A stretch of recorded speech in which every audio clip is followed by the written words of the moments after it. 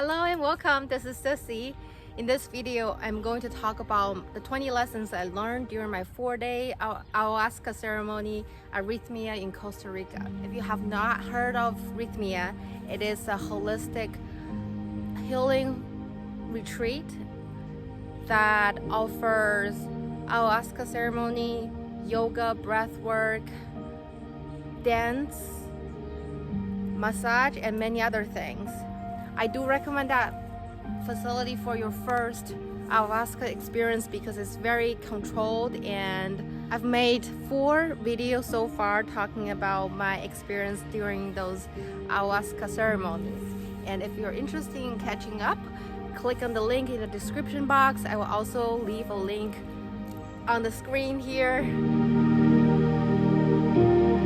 Lesson 1. I felt the unconditional love from the universe. So I've read a lot of spiritual books before my trip, like over 10 books from Neil Donald Walsh, All the Conversations with Gods, and other books from Dr. Joe Dispenza and other spiritual teachers.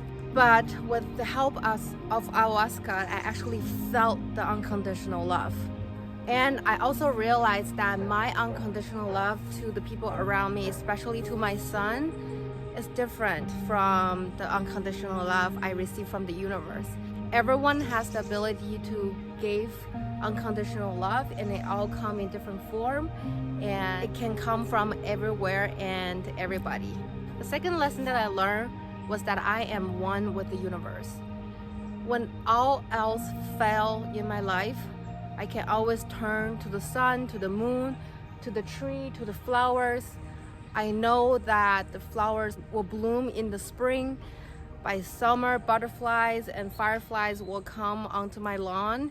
In the autumn, the leaves will fall, and in the winter, snowflakes will come down from the sky. So always trust the universe and know that they're always with us. The third lesson was I need to surrender to the universe. I need to let go of my expectation of how my life should have turned out. One example another guest from Rythmia told me was that he described life as whitewater rafting, that the current is going one direction, and it's up to me if I want to follow the current, or I can fight it. I can resist the current and raft the other direction. It will create a lot of resistance and hardship, or I can choose to follow the current. That's when the fate and free will all come together. I have the free will to decide which direction I want to go, but I also need to know that one way is easier than the other, and it's up to me to decide which way. The fourth lesson is ask and you shall receive. I'm not a Christian, so I did not grow up with Bible. It was all new to me. What I experienced was during my day 4 ceremony that I had an episode that I really need to surrender and really need to ask Mama Aya, spirits, to help me to go through that ceremony. And also, since return from Costa Rica, one night my 3-year-old son woke up in the middle of the night. It was around 2. I know that he's being potty trained, and he's not used to waking up in the middle of the night knowing that he needs to go to the bathroom, which was what he needed. But he instead just screamed and turning on his bed for almost 40 minutes. I was out of ideas, and I pretty much just screamed, and I was like, Spirit, please help me. Like, give me a sign. What do I need to do to calm him down? After I said that, my son continued to scream and kicking. But then 2 minutes later, I saw his mau, which is his favorite pillow that he carried around all day. And I asked him, do you want to hug your mau? And he said, yes. And immediately he calmed down. And I was like, really? All he needed was his favorite pillow? But anyway, they actually worked right away. So ask, you shall receive. When you are in conflicts, trouble, when you are frustrated, ask the spirit, ask your angel, ask your guides, ask the God, the universe, whatever you want to call them. Just ask and they will be there to assist you. Lesson number 5, grounding and earthing. If you noticed, I've shot all my videos so far outdoor in parks, and actually when I'm shooting my videos, I've always been barefoot. It's my way of being grounding. Actually, before Rythmia, before Ayahuasca retreat, I read a lot about grounding, this word grounding, but no one really explained what that means. To me, now, grounding means be with the nature. Even better, when you are out in a park, on the grass, or on the lawn, take off your shoes and walk barefoot. I'm at a point where the moment I step onto the grass, I can feel that I'm breathing better, that my worry and the cloud in my head are fading away, and that I'm absorbing the energy from the universe. You may not feel the same way at the beginning if you have been really caught up in your daily work, you're stressed, and haven't been exercising or being outdoor a lot. But just trust that. Spend time outdoor anyway, and gradually, I believe you will notice the difference. And you know what else helps? Like a deep cleansing of your body. Ayahuasca definitely helps. You can do maybe fasting, just get rid of the toxication and whatever in your body that doesn't really belong there, and it will really help you connect to nature. And that is what grounding means. Free documentary, I believe, is on YouTube. It talks about the benefit of earthing and grounding. And you know, modern life, we're so disconnected from nature. If we can go back to the 1,000 years ritual, I think everyone will benefit. Lesson number 6, the connection between my upbringing, my childhood, and my parenting style. She raised my awareness and helped me make the connection. As a result, I believe I'm more mindful when I'm dealing with my son now. I feel less righteousness. I don't impose my idea on him just because I'm his mother. I'm more in tune of what he's expressing and what he wants. It is still a learning experience, but that's definitely a aha for me. Lesson number 7, it's about my diet. So on my first ceremony, Mama Aya showed me that I need to stop eating cheese and cut dairy from my diet. So actually, I think we all know that dairy causes inflammation and can make your body feel bloated. Like some people fart after they eat dairy. If you watch my first video of the day 1 ceremony, Mama Aya actually turned me into a baby cow. And that really, I think, rewired my brain. Now I see dairy very differently. I even see food very differently. I eat when I'm hungry. I completely changed my pantry from sweets and cookie to fruits and nuts. When I'm hungry, I grab all kinds of fruit like strawberry, blueberry. I really like fig these days. Banana, kiwi, just anything fresh. And I don't really control how much I eat. But by eating those healthy things, it really helped me. Let me tell you this. Since I've cut off dairy for the last month, I lost 10 pounds. Of course, I exercise every day, but I'm saying that it really helped with weight loss and it improved my digestion. I feel like I'm a much healthier person now. Also, I switched my diet from I eat everything to a Pescatarian diet, meaning I swap all the red meat to fish. And if you don't like fish, you can eat chicken and eggs. There's a series called The Loop Lab by Gwyneth Petra. Episode number 4, it's about the diet. And it shows that this fish diet is even better than vegan diet in terms of slowing down the aging in your body.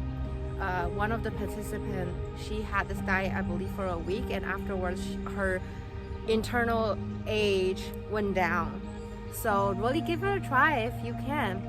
Before Ayahuasca ceremony, I never thought that I could, or I wanted to cut meat off my diet. But now I did it, and I did it effortlessly, and I credit it to Ayahuasca. Lesson number 8. Let go of my past that no longer serves me. Mama Aya taught me this lesson through purging and through that in-body, out-of-body experience on day 2. She showed me a glimpse of some of the things that I was getting rid of it, but for the majority, I did not see the image or receive specific detail, but it doesn't matter really. They're gone and I'm relieved. Lesson number 9, I have a choice on all my decisions, and I'm responsible for my feelings and emotions.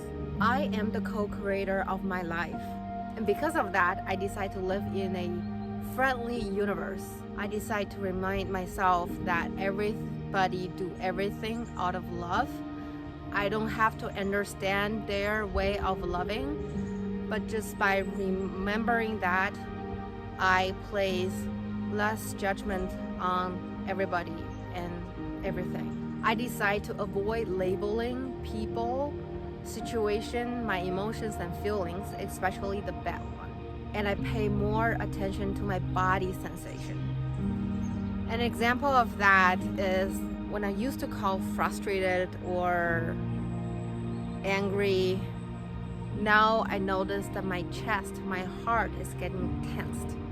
And when that happened, I either retreat from the situation, I walk away, or I decide to notice the body sensation and take deep breath. When I do that, I remind myself that I don't have to react or confront with others. And I think everyone can benefit from this practice, because really what goes around comes around. If I give out negative energies, it's gonna come back to me one way or another. That will only hurt myself. Knowing that make me more aware, more conscious of my behavior. So lesson number 10, be nice, be kind, be loving, and you can still be successful. I spent over a decade working for corporations.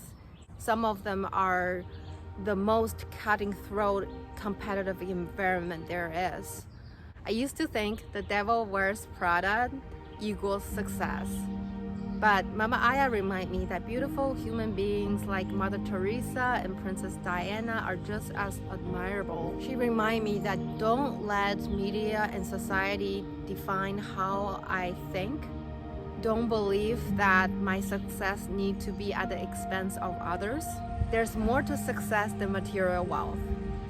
There's also good health, energy, and enthusiasm for life, fulfilling relationships, creative in freedom, a peace of mind. And when I remember that we're all spiritual beings having a human experience, I gain empathy for others. Lesson 11, I am kind, gentle, love, and loving. Mama Aya never cursed during my 4-day ceremonies. They say that pay attention to how Mama Aya speak to you, because how she speak to you is how you speak to yourself.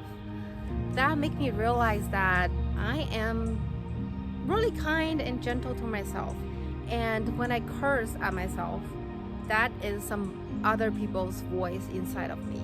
So nowadays, even I have the slightest intention to curse at myself, this light bulb goes up and shy away all the cursing and bring up the gentleness of my true self. She also showed me that my inner self was scared because I constantly put myself in new situations that I was not necessarily comfortable with. She reminded me that there's no need to live at the edge of the cliff. Chill and enjoy life. Lesson number 12, feel.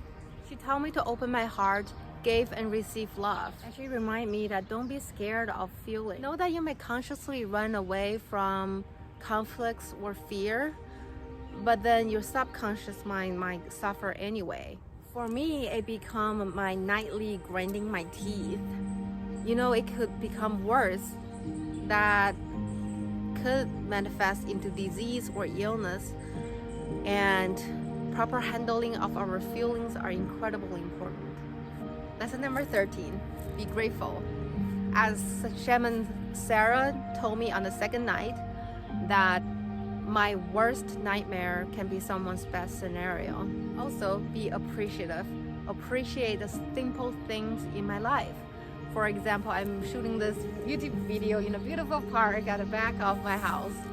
Number 14, have intentions for your everyday life. Some of the examples of intentions I wrote down while I was there include: my intention is to practice to be fully connected with my soul at all times. I will not compromise my soul for anything, for if I were disconnected with my soul, nothing matters. My intention is to keep my heart open as I love myself so fully that I forgive and let go. Also, as an empath, my intention is to heal myself and others as I allow myself to be a conduit of spirit, knowing I'm more than enough. Intention is a desire without attachment to the outcome. It is actually one of the spiritual law from this book I'm just reading, the 7 spiritual law of success. So the law number 5 is the law of intention and desire. It shows that when we have intention but without attachment, that's actually how the universe works. Now it brings us to lesson number 15, which is to create a acknowledgement journal. So here's some of the acknowledgement I wrote while I was at Rythmia. Today I acknowledge myself for hugging my friends, accepting love from others, joining yoga practice despite my tiredness, and be kind to myself. I acknowledge myself for remembering how to feel. That was after day 2 ceremony, if you remember what happened to me, and I wrote, it felt strange, but I'm so glad. And then day 3 I wrote, I acknowledge myself for connecting to Mother Earth, Mugadas, and the universe. The reason I think acknowledgement is important is that it allowed us to take a break and celebrate the little success of our daily life, celebrate the milestone, to show appreciation to ourselves and to the universe. Lesson number 16, life is a journey and enjoy the ride. That I don't have to figure out everything or have all the answers right now. The journey itself could be my purpose. I will never know until I'm at the end. And Mama Aya remind me to invest in the process, not the outcome. Lesson number 17, I find my soul split and merge back with my little girl. It makes sense to me now why I act a certain way. In my case, it was restlessly doing things that was approved by the society, yet I don't necessarily enjoy. I used to think that success requires hard work. I do think differently now, that I believe if we're in line with our soul purpose, even though we still spend long time working, putting a lot of effort, it doesn't have to feel hard. It doesn't have to be difficult. So merging back to my soul, I believe, have healed my heart quite a bit. Lesson number 18, let go, let loose, let's dance. So I'm not sure if you've read this book called The Wild Woman Way by Michelle Bone. I read this book actually after I returned from Rythmia. In this book, she talked about her technique, which is called non-linear movement. It says that every day, at least for one song, that we can dance along with the song even without following the beat. Just feel your body and see how your body wants to move. From Ayahuasca retreat, I do feel the essence of this, whether it was the 3rd night and the female's night, or the yoga after the 4th day ceremony. I feel this incredible connection with the body. I recommend that you start practice as well. Just go to the nature to dance, join a drum circle or a local dance studio and unleash your body and see what it can do. Lesson number 19. The moon knows everything. Be humble in front of her. Acknowledge her power and work with her if possible.